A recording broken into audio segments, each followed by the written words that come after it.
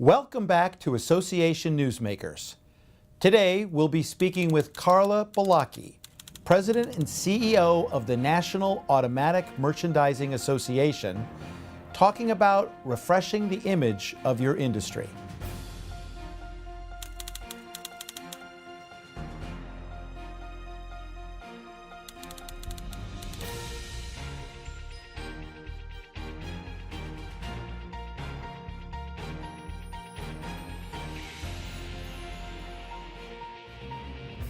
Carla has deep experience in the retail sector. Before joining NAMA in 2011, she led the Electronic Transactions Association for 8 years, 2 supply chain industry groups with similarities that include product manufacturing, delivery, and sales distribution. At NAMA, her vision of reimagining of both the vending industry and the association have been top priorities. Carla and the association have embarked on an industry-wide public relations initiative. Welcome, Carla, to Association Newsmakers. Thanks, David. Glad to be here. Carla, how did you come to believe that a successful PR industry initiative would be the next logical step for NAMA? And what kind of board input did you receive? So I wish I could take complete credit for this, but in some respects this initiative was underway when I stepped into NAMA. Some very far-sighted leaders were making big changes in the industry and began what we called the industry growth strategy, which was a very targeted consumer-facing and industry-facing image rehabilitation campaign. And beyond the members, the industry, all this, kind of the whole chain that you work with, how did they view the campaign and what kind of additional positives did the association receive? The impetus for the campaign, we had much of the supply chain on board. In fact, they were probably driving it. Equipment manufacturers and product manufacturers saw the benefits of obtaining and rehabilitating vending's image with a consumer market. They were going to sell more things and more stuff.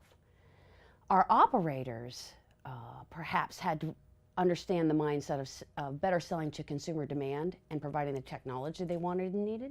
Nutrition challenged every node in the supply chain, and that was part of what I was driving, which is leveraging our 10-year commitment to nutrition and wellness as a desirable thing for both the consumers and changing behavior to thwart government and unwanted intervention, and yet another tool in our toolkit to sell more product based on the changing market demographics of what was playing out in front of us. And what would be 2 or 3 tips you would give senior association executives who might want to replicate something that you guys have done at NAMA? Well, first of all, you need to have a strategy. Data should drive your strategy, and you should be able to defend what your claims are and what you're saying. You should be able to demonstrate it. Now, the amount of attention and resources that you apply to that depend on how bad the problem is, but you must always invest, and you must always address your strategy accordingly. So it's an endless commitment that requires endless resources, but it doesn't mean that it's all you do, right? And then I guess what I would say lastly is if you can't measure it, it doesn't matter. So you need to start out with understanding clearly what your goals are and measure them and say it over and over and over again. Because you go through governance changes, the situation changes, your message changes. I don't mean to dispirit anyone, but it's a really, really important part of your strategy. Right, repetition is extremely important. It is. And finally, how did you leverage your PR efforts in Washington and particularly on Capitol Hill and with the administrative regulatory agencies? It's never been just PR. So it has been public relations in the piece where we were trying to affect consumers. It's been industry relations where we were trying to bring along various nodes in the supply chain to points where they hadn't been. And government relations is intricately involved, particularly in the nutrition and wellness area, where we're using the same data, the same messages to affect regulations such as calorie disclosure, to show that the industry is self-directed in its contributions in that arena, and to help create an environment where we're both a part of the solution and trying to avoid problems that we don't want.